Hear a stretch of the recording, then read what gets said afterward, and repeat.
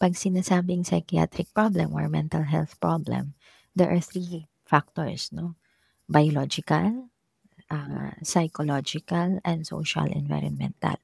So, sa biological side, we have the meds 'no, kasi there's a dysregulation there. And sa psychological na part is more of the therapy, no, either with the psychiatrist or the psychologist. And the socio-environmental is the family and support. Kaya meron din family counseling. I asked to talk to the parents, the siblings, no? And if there are problems, if there are accommodations kumbaga sa environment. So, for example, in my clients, I would talk to parents, talk to the guidance counselor kasi hindi lang po enough na one aspect lang. Kailangan tatlo po talaga siya.